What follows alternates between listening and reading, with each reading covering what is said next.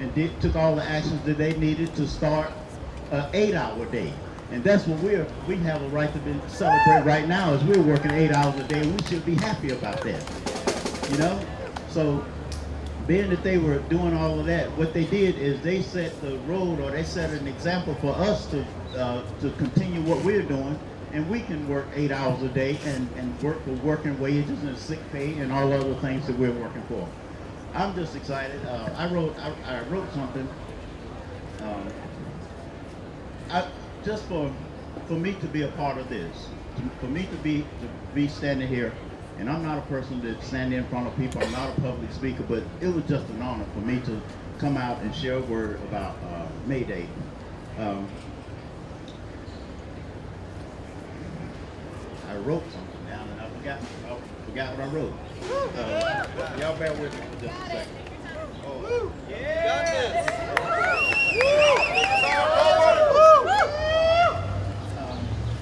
Thank you for getting us home safely on the bus.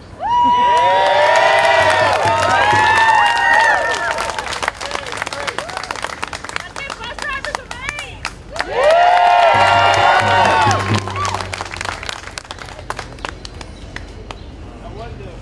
I wrote this little note that I wanted to share with people, and it is that when those people got together in those days and came up with the idea of having May Day, they came up with the idea.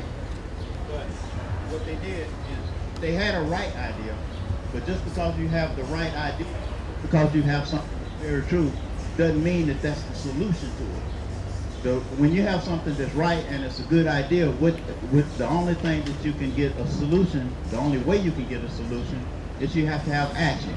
So what I'm asking everybody to do is to go back to your job or your workplace and share with, get people involved in this. It's a law. We have a right to get together and do what we're doing right now. The problem is most people don't. They know that they have the right, but they're afraid to use it because of acts of requirement. We need to let people know that they have a right to do it, and that we have laws that back them up. In the process also of them starting this May Day thing,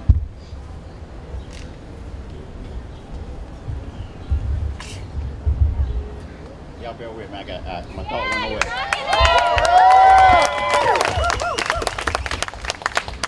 Yes, very important, probably the most important thing that I wanted to say.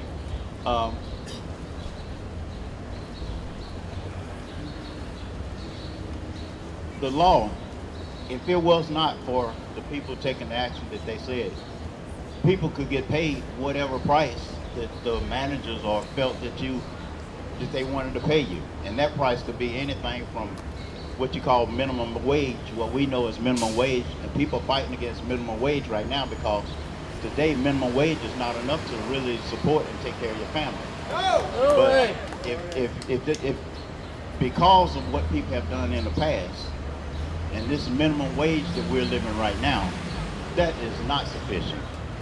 It is not sufficient. Minimum wage, if it wasn't for laws being passed, when I think about it, if it wasn't for the law that we had something called minimum wage, you could be paid less than what minimum wage is. Now that's frightening. We need to be thankful that we have minimum wage, because minimum wage, what is it in North Carolina? $7.25 to whatever, 15, $7.25, whatever it is. That's not good.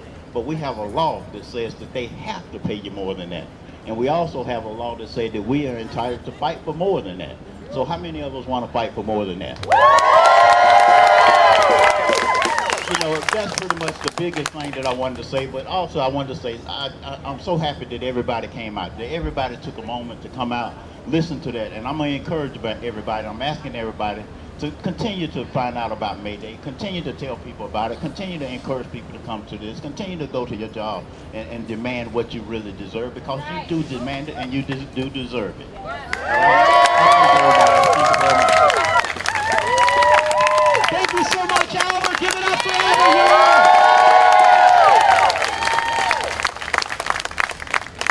Our next speaker is Dusty She is a teacher with Asheville City Schools, and she's going to talk about a campaign for living wages for all school employees of Asheville City Schools. Thank you, Dusty.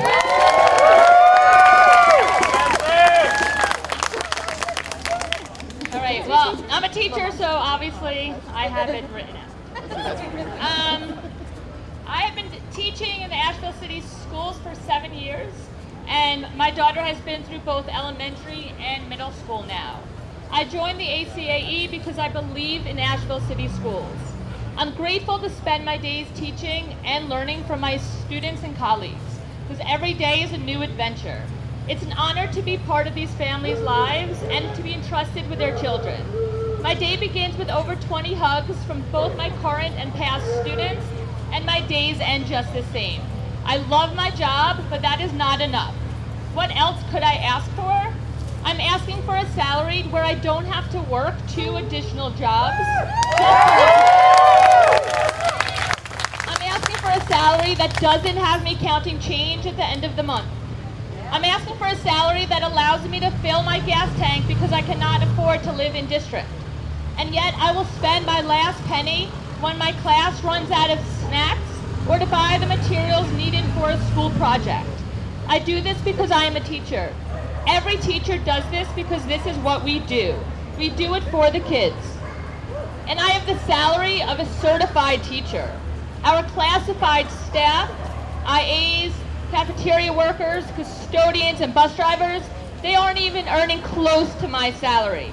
And yet they show up every day with a smile on their faces and love in their hearts, and our school wouldn't run without them. The budget matters. The budget matters, the kids matter, and doing it for the kids has been used against us for too long. Many staff, including custodians, cafeteria workers, and instructional assistants, are being paid poverty wages, less than they can earn at other jobs in town. Asheville is the most expensive city in North Carolina to live in, and among the most expensive cities in the country. We face a dire affordable housing crisis, and our bills are getting bigger. Our work, helping children grow and learn, is our passion. But many teachers and school staff are being priced out of their jobs. We're seeing a mass exodus of workers because things are at their breaking point. Working in public education is harder than ever these days. We are just emerging from a global pandemic, and it has compounded the effects of a mental health crisis. Students are experiencing greater needs than ever before. We want to meet these needs, but a staffing crisis is making it increasingly difficult to do so. We have students who have been on a waiting list all year. The past few years have created immense hardships on schools and teachers. Teachers have left and will be leaving in droves. It is hard to imagine what the upcoming school year will look like with even more vacancies than we are currently experiencing. At my school, we have seen these dynamics play out. Only a few years ago, students at my school experienced a different special each day: PE, music, art, Spanish, and math. Now our students rotate among just 3. The Spanish and math teachers, both of whom retired, have not been replaced. When I started teaching in Asheville, our grade had reading specialists and math specialists who worked with students needing additional support. Now we have none. Earlier this year, we lost several wonderful staff members: a 5th grade teacher, a 4th grade teacher, a 2nd grade teacher, 2 EC teachers, and our head custodian. And this is a huge number of resignations in the middle of a year. We anticipate even more resignations at the end of this year if nothing happens. In response to these crises, the Asheville City Association of Educators has rallied the community with an unprecedented coalition of teachers, school staff, parents, and students.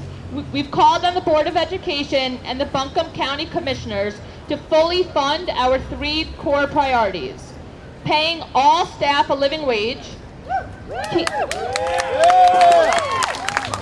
keeping all of our pre-kindergarten programs open, and and increasing the local supplement based on the high local cost of living. ACAE started a petition with these demands, and over 1,000 people signed, including more than 75% of all Asheville City Schools employees. Over 100 people showed up to our March rally to deliver the petition to the superintendent. It's clear that the Asheville community stands behind these priorities. The school district is working on a budget proposal for the coming school year. In the next few weeks, the Buncombe County Commissioners will vote on how to fund the district.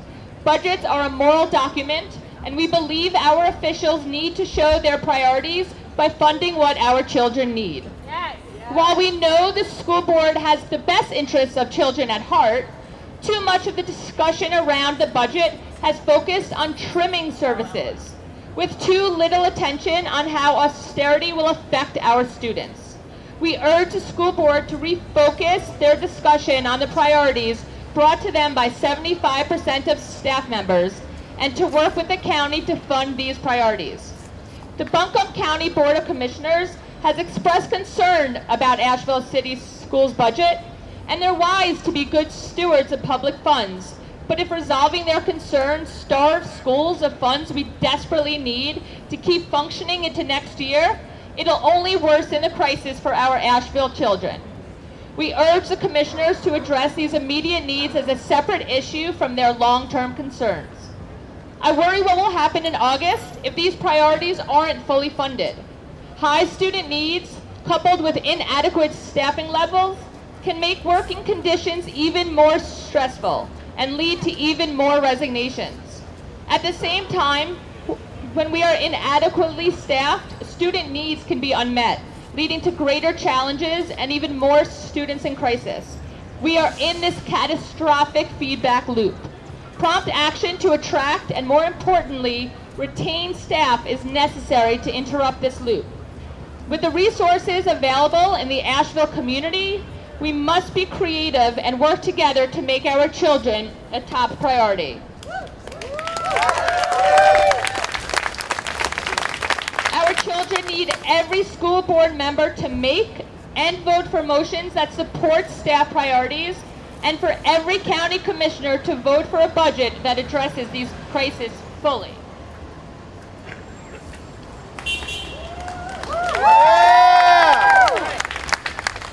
We must join together, parents, students, school staff, and teachers to ensure that every child has the teachers, custodians, cafeteria workers, and instructional assistants they need to thrive.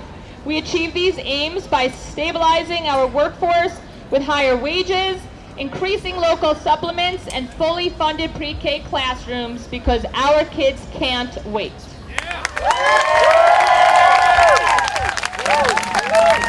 Thank you so much, Dusty. Everybody, one more round of applause for Dusty. Thank you. Thank you to our teachers. Thank you to everybody that takes care of our kids in this town. Our next couple of speakers are from an organization that I have an incredible amount of respect for. They do great work all over the South. Raise Up the South is one of the... I cannot tell you how much respect I have for these folks. What they're doing is incredible. We're going to have a couple of speakers from them. One is Ricky, who is a low-wage worker from McDonald's in Charlotte. The other is Jamie. She is a worker leader who was involved in leading a strike at the Bojangles in Burnsville, North Carolina. And now she's on strike again, where she's working at Wendy's in Weaverville. They are fighting back against sexual harassment and management retaliation there in Weaverville. She is incredible, and so welcome Ricky and welcome Jamie.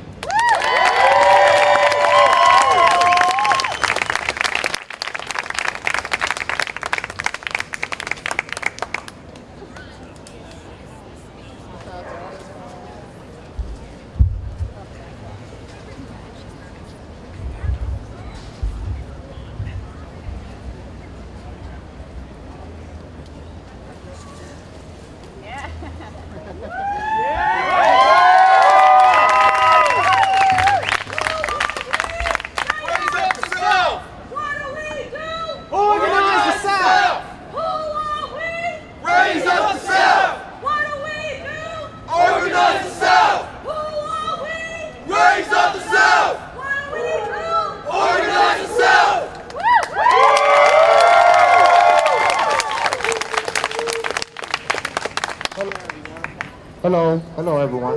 How everyone doing today? Happy May Day, everyone. Oh man, come on, y'all can do a little better than that. Happy May Day,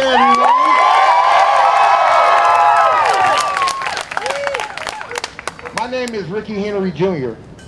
I'm a member of Fight for 15. And can I tell y'all a little bit of my story right quick? Just a little bit. I was in a car accident around about 3 months ago. And all McDonald's can do was ask me when I'm coming back to work. That's all they was concerned about. I sent them pictures when I was in a hospital bed. I sent them all type of my doctor paperwork and everything to prove that I was injured. I don't have no paid sick leave. I have no Medicare, period. But they want me to work. Hours on top of hours. I am a lead maintenance guy. I've been there for 2.5 years at my job. And I still don't make $15 an hour. I still don't. Not close to it. Now what I have to do to make up the difference, because since my car accident, my hours got cut, my pay got cut. So now I have to donate plasma twice a week. Just to make up the difference from my hours and wages being lost. I'm tired of being bullied by corporations. I'm tired of being bullied by McDonald's. I'm tired of being the lower class. When I help build this nation, we help build this nation. It's time out for us as a nation to sit here and suffer over and over for the work that we do. My name is Ricky Henry. Thank God for all of you.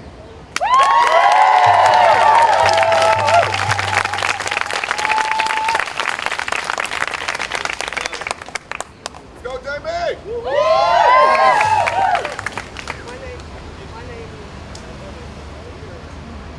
My name is Jamie. I work at Wendy's in Weaverville. And I'm with the union. We are trying to protect these younger kids that this general manager is sexually assaulting. And it's around kids around 16, 17, and 18 years old. They don't go to their parents for help. They don't feel comfortable. So they go to a manager. And that manager tries to help them, and they was going to fire her last Monday. So we went on strike Sunday night.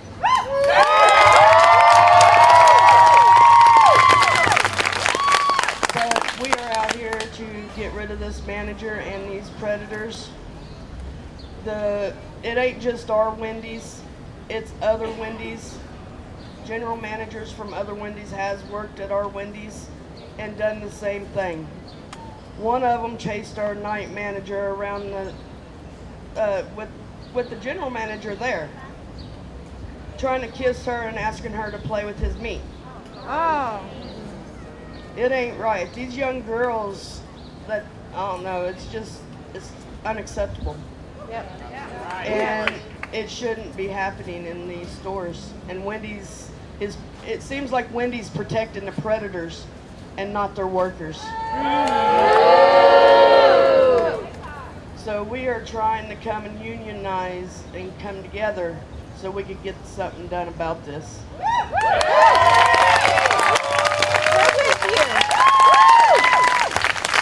These kids shouldn't have to worry about going into work and thinking what's next going to happen. Is there an erection going to come toward me today? Because he gets erections and rubs up against them and bounces up against them. And says, sorry, I bumped into you. You know, we need to get them out of there. Yeah. There's jobs starting teenagers out at 14. You know, I was sexually molested when I was little. And I know what these girls are feeling and going through. They need the money, so they're going to show up for work. Until they found the rise up. Yeah. But we go back to work tomorrow, and we'll see how it goes. Thank you.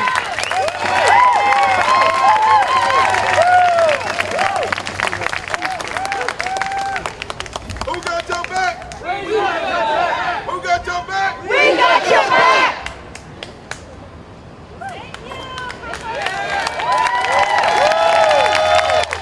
Thank you so much, Jamie. Thank you, Ricky. Thank you, Raise Up the South. In a minute, we're going to have a little bit of street theater, but first we've got one more speaker before that happens. I don't know who's been paying attention in the news, but Starbucks, y'all. Right now there are more than 200 stores across the country that are unionizing, including Charlotte Street right here in Asheville, North Carolina. I'd like to welcome y'all. I'd like y'all to give a welcome to Madeline, who is one of the workers organizing for a union at the Charlotte Street Starbucks store. They have a union vote coming up on the 11th of May, so 10 days from now. So let's hear it for Madeline, and let's hear what she has to say. Hey y'all, I'm a little shy. I'm a barista at Starbucks on Charlotte Street, and we have filed to vote to unionize on the 11th.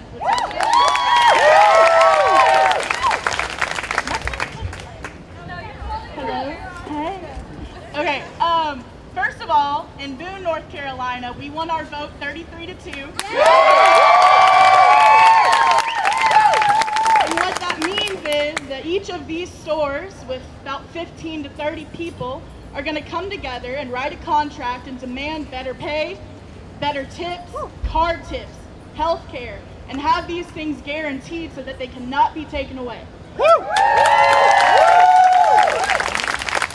reason that I was inspired to lead this movement within my location at my store is because I was 19 living alone in Asheville and I couldn't pay rent.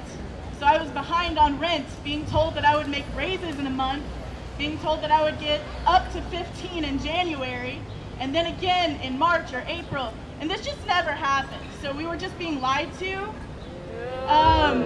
and we had to do something about it. So this is what we're doing, we're organizing.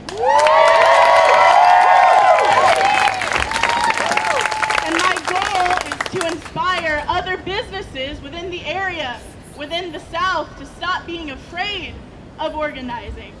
Stop making unionization seem like the CCP. That's not what you're doing. You're standing up for yourself. And that's about all I got. Also, stop ordering iced white mochas with foam.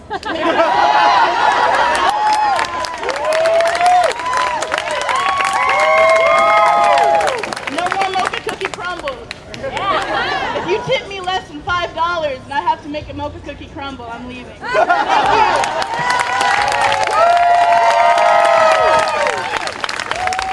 Thank you so much, Madeline.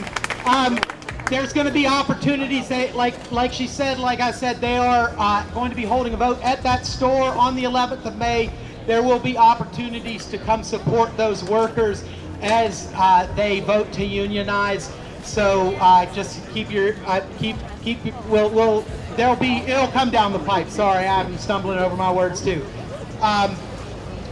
But those opportunities are going to be there for us to stand in solidarity with these workers.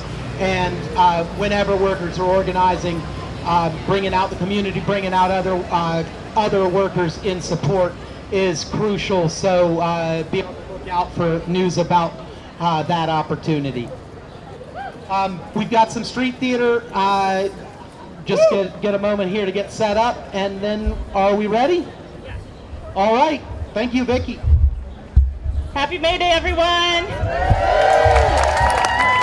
We are going to do a little amateur street theater and about the history of May Day. So we've only had one practice, so bear with us.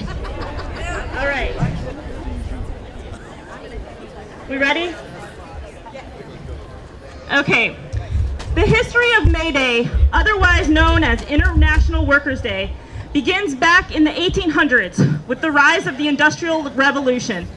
Capitalism in the U.S. was generating fortunes for a few, but the conditions for workers were extremely tough, working 12 to 14-hour days, 6 or 7 days a week.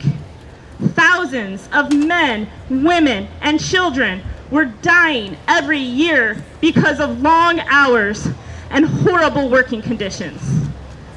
Throughout the 1800s, we also saw the rise of the labor movement as a counter to the brutal working conditions. Trade unions and labor groups grew alongside the Industrial Revolution using strikes, work stoppages, and other tactics to fight for better wages and better working conditions. The movement to shorten the workday began in the U.S. early in the 1800s, and in the 1830s, Philadelphia carpenters organized a strike for a 10-hour workday. A half a century later, the campaign for an 8-hour workday spread across the world with the idea that one should have 8 hours for work, 8 hours for rest, and 8 hours for everything else.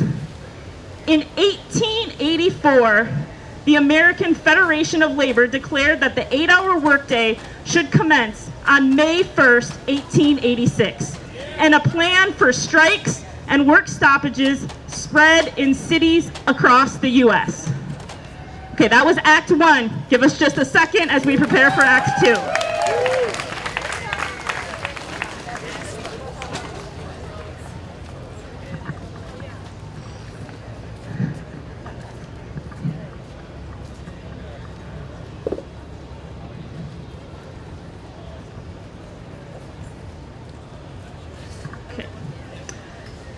On Act 2, on May 1st, 1886, workers across the country went on strike for an 8-hour workday.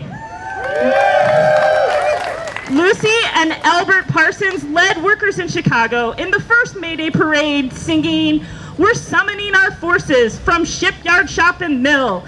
8 hours for work, 8 hours for rest, 8 hours for what we will."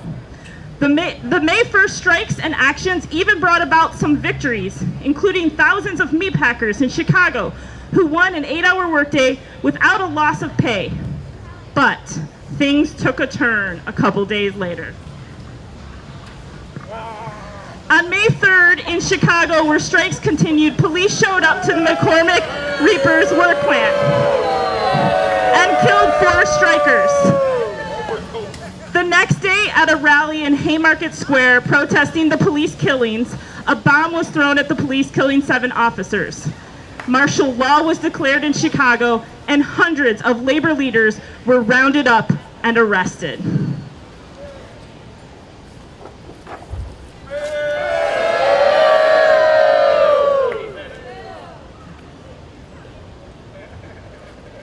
Okay, that's the end of Act 2. But there's more. Act 3. Hold on 1 second.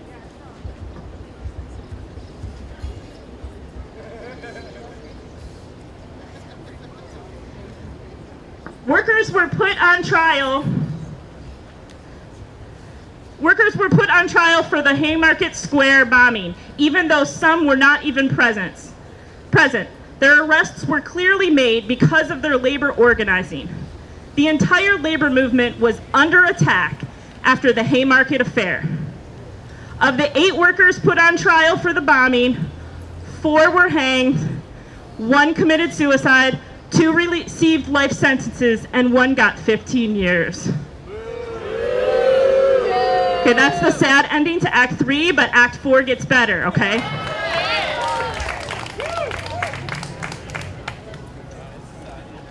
Following the Haymarket Square incident, workers built a movement protesting the killings and continuing the fight for an 8-hour workday. The movement spread worldwide to places like France, Holland, England, Germany, Russia, and Spain. The American Federation of Labor declared May 1st International Workers' Day. On May 1st, 1890, more strikes for an 8-hour workday sprung up than ever in the history of the U.S. to that point. Workers around the globe went on strike and began celebrating May Day as International Workers' Day. We continue to celebrate International Workers' Day on May 1st and lift up and draw inspiration from the brave workers who fought with blood, sweat, and tears, and honoring those who lost their lives to secure important worker victories like higher safety standards, the end to child labor, more equal pay for women, the creation of oversight agencies like OSHA, laws like the Fair Labor Standards Act, and FMLA, higher wages, paid sick days, paid family leave, retirement, and other benefits for millions of workers. These all happened because of organizing, and there's so much good organizing happening, and we're celebrating to that today. Raise up the sun!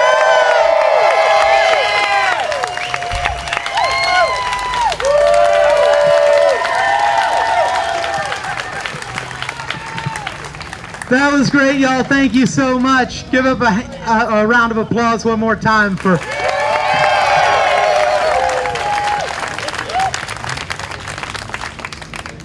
We've got a couple more speakers. Both of these folks are from a new campaign. Asheville Food and Beverage United has come together to start a campaign for living. They're calling it the Food and Beverage Workers Fair Deal. They're demanding a living wage, which is $17.70 an hour as of right now.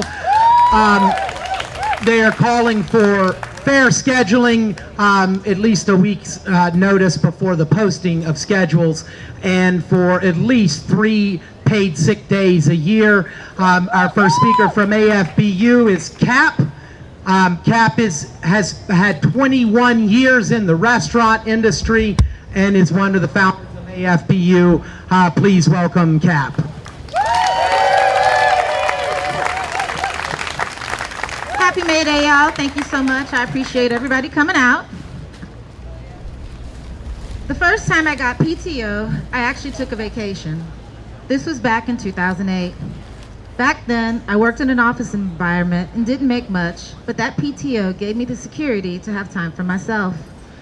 I've always returned to the service industry, not because it was comfortable, because I genuinely enjoy it. I love my customers and make regulars quickly. I'm a career server and bartender, and I'm proud of what I do.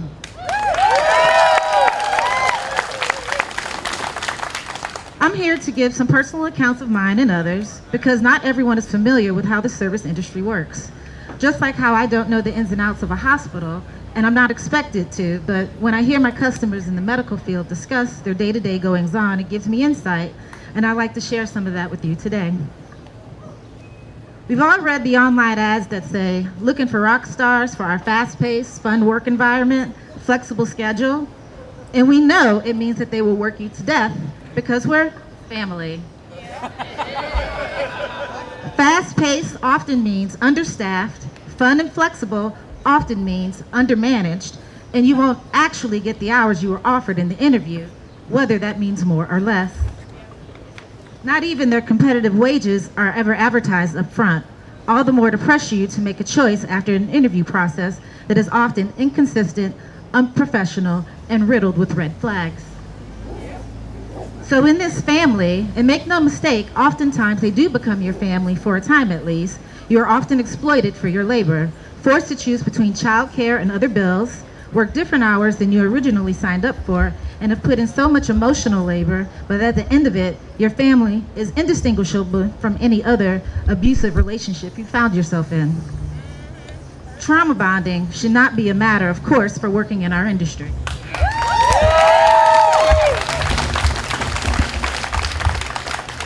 These problems articulated in every smoke break room area, in every walk-in cooler, in every service industry bar after a week of endless service, these problems are all tied to what the AVO F&B United is asking for. So what do families do? And we take care of each other, scramble around the sections in our restaurant and still fill every seat in the restaurant. because the business needs all those dollars and we do too, and our mental and physical health suffers because of it, as well as customer service, which is at times the only metric employers and owners use to measure success. We know that customers don't notice we have a table of 20 plus 5 two-tops who inevitably all sat down within 15 minutes of each other, and we all do this while sick, injured, pre-pandemic, in the depths of COVID lockdowns during the lean times of the winter and booming seasons of the year. Well, if this is our family, it's a toxic one, even though they can be a lot of fun to hang around. So in my actual family, last time I checked, my mom wouldn't want me to work sick, let alone interact with hundreds of other people. But this was our reality pre-COVID. COVID was a blessing, and I got lucky. My current boss paid me to be out just earlier this year, but I know not everyone has been so lucky. This can be, and often is, a paycheck to paycheck, or if not, day-to-day industry. We all know that as soon as the money comes in, it goes right back out to pay our bills, so we depend on you for our income, since many of us still make $2.13 an hour. And while the 3 days PTO we're asking for isn't much in the face of a 365 year, it's a start. It's something we have been begging employers for years, but we never knew it was an option. Plus, since North Carolina is a right-to-work state, it's hard for us to want to ask our employers for more reasonable accommodations out of fear of retribution, because in this town and state and elsewhere, asking for a livable wage can be a fireable offense. It wasn't too long ago that I had pneumonia twice and knew it and still went to work because I knew I couldn't miss those days. So I splashed water on my face, heaving in the alley out of exhaustion, and didn't even consider not working. It didn't cross my mind not to work. Weird and awkward, right? Talking about getting used to working in a toxic industry, and I am not alone in my story. How many of us have come back to work with a broken arm and rib and carried plates to tables and joked about the incident that got us there because we couldn't afford to take off? This happened to a friend of mine, and they used one arm for weeks to type on the POS because our family, our coworkers, helped out, but that company could no longer able to afford the health insurance, and the worker made too much to qualify for the Affordable Care Act. So we went down to the health department to see what we could do for them, and it was still a runaround because they weren't insured and surgery was still needed while out of work, medically speaking, but not financially. It all worked out. They ended up working as soon as they could, hence why their work family ended up helping out to make sure they could keep money on the table. And just recently, if you all were paying attention, if you're part of the F&B tribe or WAX or whatever, we learned about a cookie company in town that makes $10 an hour pay and wage theft by the owner. They were still in the tips, and not including the retaliatory and firing that resulted from that due to the exposed actions that the actual employee did not make public, but instead a member of their family. The right to be fired state is what right to work actually means. It protects the employer and not the employee.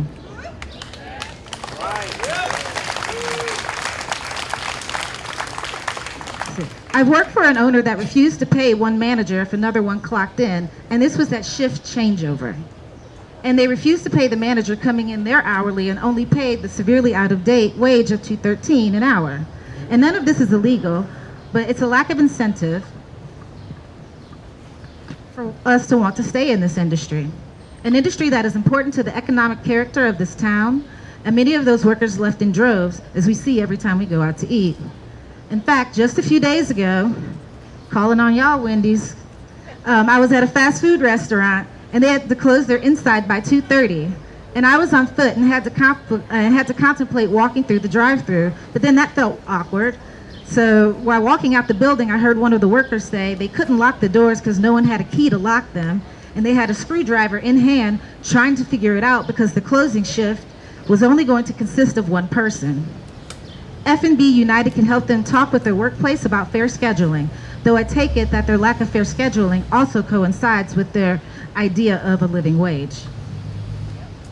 Also recently, I worked in an establishment where the schedule would come out the day of the work week, but I knew I always opened on Mondays, so that didn't matter for me as much, but it does matter as much only because my partner wasn't employed, so childcare wasn't an issue as much. If they had been working, this would have been an unsustainable model for me, just meaning I happened to be lucky.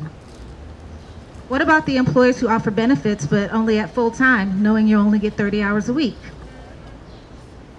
Currently, if you work downtown and drive and don't have parking, your two 13-an-hour workers were paying a minimum of $12 a day, and now it's $20. So if you work 4 days a week and you work 48 weeks out of the year, that's $3,848. Obviously, there are a lot of hardships for the food and beverage worker in Asheville, but what we really want to focus on now is 3 days paid time off, fair scheduling, and a living wage with incremental raises to show appreciation.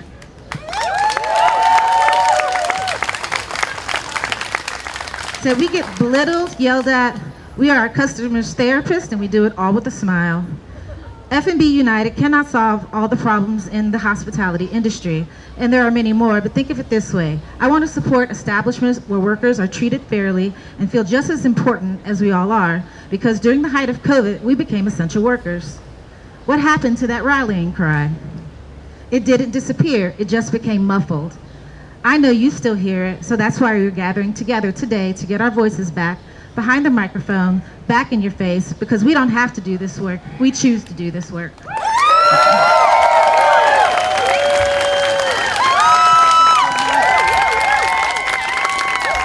it up for Cap!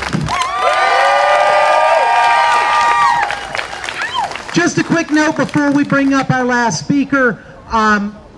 DSA, who has helped in part of the organizing for this, has distribution if folks are looking for food. Well, there's about 50 more burritos out there, so look for DSA folks in the red or black shirts with the roses on them, and they'll be able to help you with that.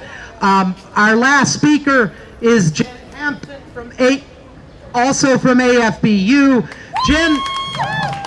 Jen is a stalwart, has been an amazing person to work with. I've gotten to work with these wonderful folks as they get ready to launch this campaign, and Jen has been absolutely amazing, is really talented, has a lot of skill as an organizer, and she didn't even know it until she started. She is a 30-year veteran of this industry. Give it up for Jen Hampton.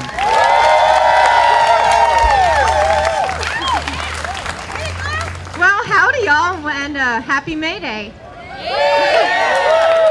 Like Claire said, my name is Jen, and I have been in this industry for 30 years, and I'm one of the lead organizers for Asheville Food and Beverage United, which is a worker-led coalition dedicated to advocacy and support for all food and bev workers in Asheville.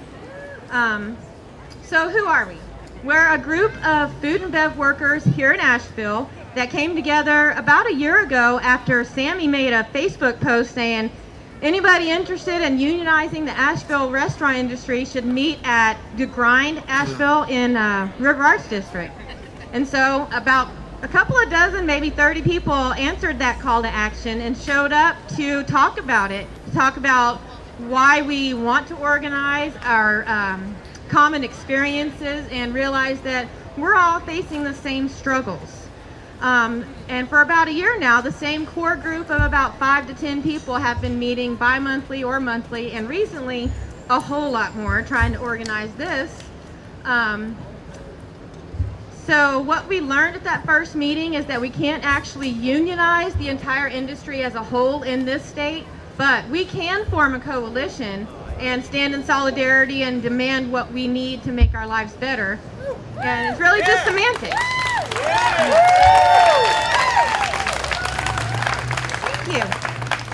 We've been working really hard talking to other co-workers in this industry, listening to the issues that they're most concerned with. We've been trying to learn about these issues and figure out what we can do to help the workers in the Asheville food and bev industry. We've been talking to business owners and managers about our campaign, and surprisingly, a decent amount of them are really impressed with our organizing and are willing to accommodate some, if not all, of our requests. We've been also networking with other labor groups in our area, like the Workers' Assembly, Raise Up the South, and Just Economics, and the Democratic Socialists of America. Yeah. Thank y'all so much. And we've also been in touch with the local Teamsters Union, the AFL-CIO, the Bus Drivers Union, shout out to Albert, and the Teachers Union. And all of these groups have expressed their support and their willingness to help us however we need it and whatever they can do to help us organize. And through these connections, we have been learning how to organize and how to build solidarity with our fellow workers. We've been finding the resources to help workers, and we've been figuring out where to direct them to get help with their workplace issues. And what we have learned really is that Asheville food and bev workers really need a fair deal, and that's what we're calling it. That's our campaign, Fair Deal for Food and Beverage Workers.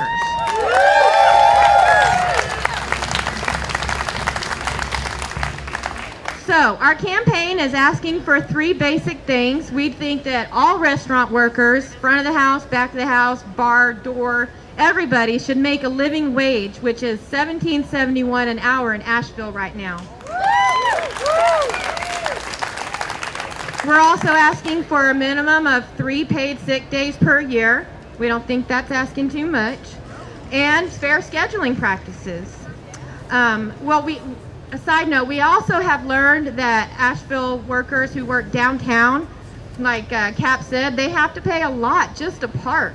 And so, though it's not a part of this campaign, we fully intend to lobby the city of Asheville to provide parking permits for Asheville workers who have to work downtown.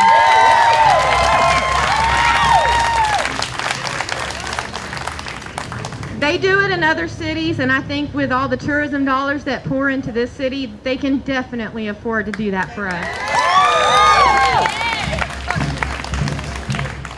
So I'm sure many of you know who work in this industry that for a long time, as long as I've been in the industry, it has been kind of a stigmatized job, kind of a job of last resort. You know, you hear people saying, well, if you want better pay, if you want to be treated better, then get a better job. Well, you know what? We love this job. A lot of us love working in this industry. And we feel like, you know, why shouldn't we get the same dignity and respect that's afforded to people that work in other industries? We work hard.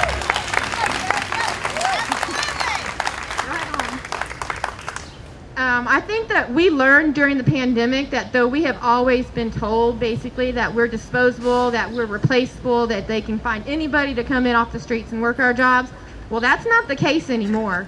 You know, they're really hard pressed to get people to work, and this is all the reasons why. So that brings me to the reason why we're organizing. Because we work hard and we deserve the dignity that comes with being able to afford basic necessities like housing, you know, food, gas, and that's what a living wage would provide.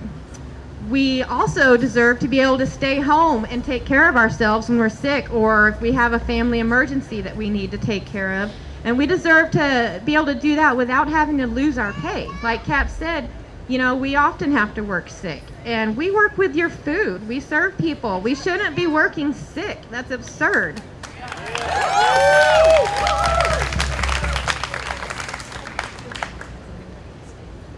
And many of us have also lost a job, speaking of covering shifts, because we couldn't find somebody to cover our shift when we were sick or had something come up.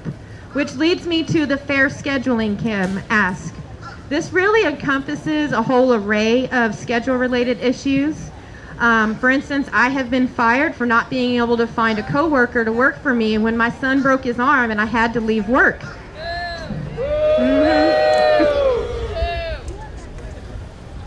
And it was a policy at that restaurant and almost every other restaurant I've ever worked at that if you have to miss a shift for any reason, it's your responsibility to get it covered. And we, Asheville Food and Beverage United, feel like that is the manager's responsibility. That's what they get paid so much more for. We shouldn't have to deal with the added stress of calling and begging coworkers to cover your shift on top of whatever else you're dealing with and why you called out. Fair scheduling is also about timeliness and consistency. We want all schedules to be posted at least a week in advance of the schedule start date. It's impossible to plan your life when you never know what your schedule is going to be ahead of time. I've worked at jobs, and I'm sure many of you have, where the manager would post the schedule the night before the schedule starts. And you just can't live like that. Where I work now, I have a set schedule, and since my schedule is basically the same every week, I have been able to turn my side business into a side hustle into a full-blown business. I can spend more time with my children and my grandchildren, and it's given me a lot more time to help organize this labor movement.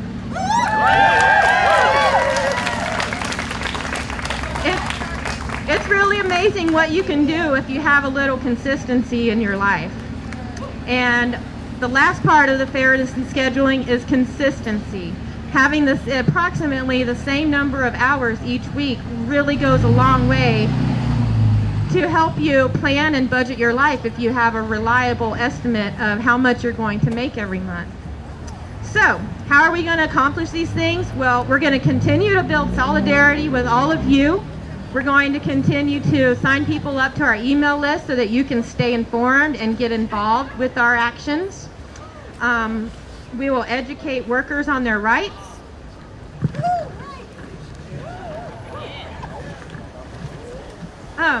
And we will continue to support workers with their workplace issues. We will help them figure out how to unionize if that's what they want to do. And we will rally community support. We will amass so much support that they will have no choice but to hear our voices.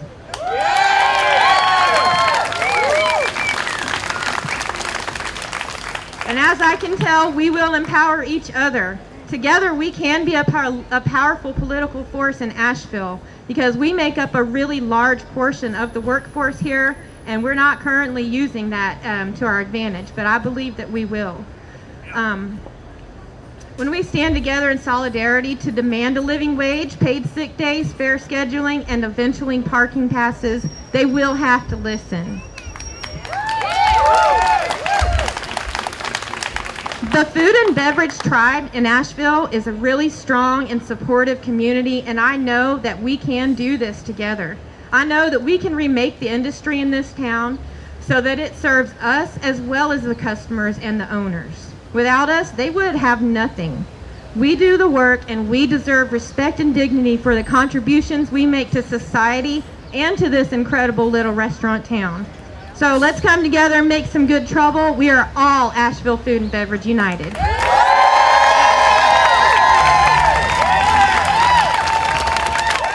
Thank you so much. Thank you, CAP. Thank you, AFBU. Folks, if you're in the restaurant industry, if you're a server, if you're back of the house, if you're slinging drinks, go talk to these folks. They've got buttons, they've got shirts, they've got, you can sign up for that mailing list to be informed and be able to step in and be part of this organizing as it goes forward. Thank you for coming out this afternoon to celebrate International Workers' Day. We've come to the end of our program, but before we go, I've got a few more words for you. It's been said that the banks run the South, and the South runs the country. Historically, this has been the place that labor movements in the United States go to die, but that's just history. This is a new day, and as you've all heard this afternoon, the South's got something to say. There is change afoot, and there's power being built because workers here are standing up and fighting back. We've heard from fast food workers fighting back against sexual harassment and management retaliation. We've heard from restaurant workers fighting back for living wages, fair scheduling, and paid sick time. We've heard from city bus drivers and educators fighting back for the pay they deserve. We've heard from Starbucks workers fighting back for union representation. And lest we forget, right here in Asheville, North Carolina, our mission hospital nurses stood up and fought back against the largest hospital corporation in the world, and they won! The South's got Western North Carolina are saying it loud and clear. It's a new day, y'all, but it's just the beginning. It doesn't stop here. It can't stop here. If you like what you've heard today, if you want to learn more about worker organizing and building worker power right here in Western North Carolina, if you are ready to stand up and fight back, join the Western North Carolina Workers Assembly. Our next meeting is tomorrow at 5:30 on Zoom. If you're interested, we've got a sign-up sheet and flyers with the QR code to our online interest form over at the table. Or you can reach out to me by email, and that's claire@justeconomicswnc.org. Join the Workers Assembly, and you can find out about ongoing and emerging labor organizing. Join solidarity actions in support of workers, and get skills training that you can take back to organize in your workplace with your coworkers. Y'all, there is nothing that happens in this world without workers. Every meal that is served, every product made or delivered, every child educated, every sick person made well, none of that happens unless workers make it happen. Workers make the world run, and workers should run the world. That's not a pipe dream. It's not an idle fantasy. It can happen, and it will. So join the movement. Get in the fight. We've got change to make, power to build, and a will to win. All power to the workers. Thank you so much for being here today.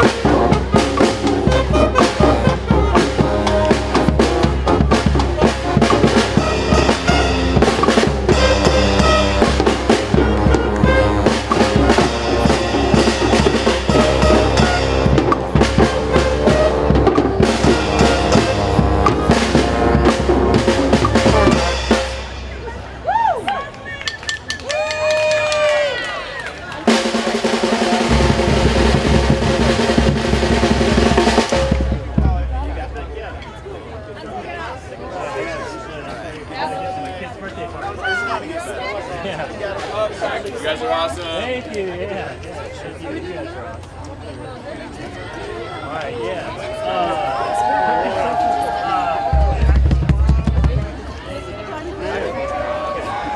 Are we doing it? I'm into it. Maybe we'll do a 7. I can actually do some stuff today. Oh yeah, that sounded great. So I have to be there with the drums. Yeah. Because we're meeting tomorrow. Yeah, I think you get consistent Mayday I've ever been in. I think Yeah? And I've been in every one since 2017. yeah, Prentice is on. This is the Price best. is on! For this town, yeah. For this town, yeah, for this town. I didn't do Mayday like worker stuff until I got here in 17. So I feel like we're at a place right now where we have all the but yeah. Yeah. There's like actual workers here.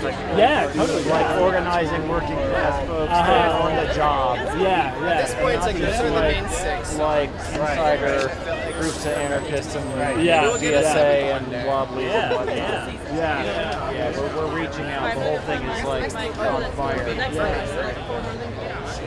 Oh yeah, right. All right. They have another Great show. That's right. Everybody. Different mermaid parade to go to. It's like my son's best friend's birthday party at Dollywood. I don't know if I can miss that. Are we? Yeah. So I'm probably gonna do that. Yeah. But I don't remember the dates. I have to look at the dates. Yeah. And I'm talking to them today. Because my son's birthday party is right now. So I'll see you guys later. Have fun. Thanks for being here. Have fun.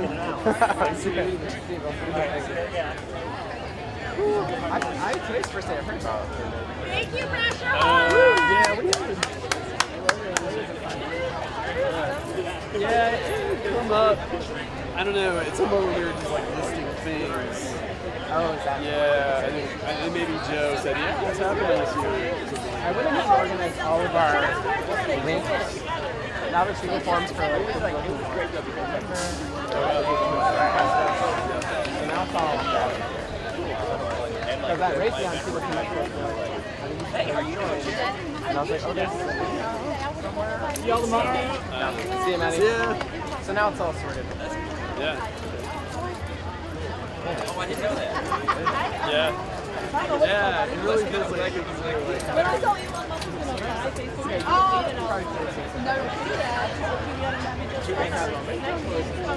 Right. Right. Yeah. Yeah. Today's my grandfather's birthday. I got a call. Was that last one? Or? It was like we were. Yeah. Oh yeah. Oh right. Oh, this was. I got your. Oh yeah. Rally or organizing. And he was like, this is really frustrating. But then we came back to the power. That's working people. Yeah. I had to be here. Yeah. Right. Yeah. That's like. That's cool. Yeah.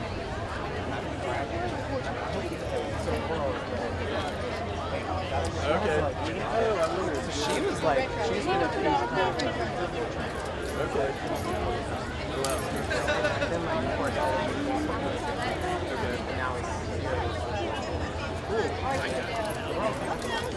Yeah, she was definitely like getting the. So hopefully she'll invite me. Yeah. Donate a couple hours. I will. Yeah. So pull out. Everybody's going right to the.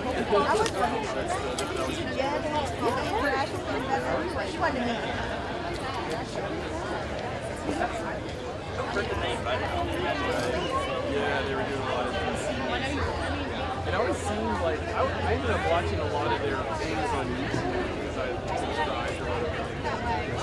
It always seemed like I'm sorry you want to. Somebody got a lot of people there, but sometimes it's like. Well, you know what they say, if you're going to help, you want to go. Yeah. 15. Party.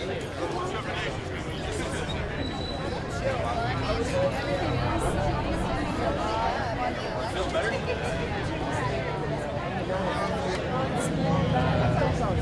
Take care of yourself. I'll see you soon. Yeah, I never.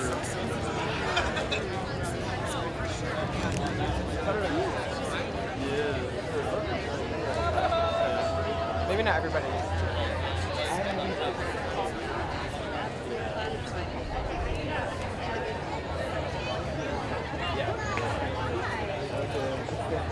Right. Not like all campaigns. Like, I don't even have time to do my whole like pay attention to calendar stuff. I'm trying to just Okay. Okay. Good. The library is All right. Way over down here. Yeah. Like, just tell me where you at.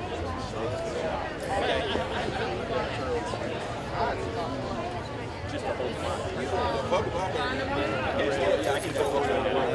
Yeah, I'm just about to. Okay. Alright. Yeah, you're gonna go to the Jewish festival? Yeah.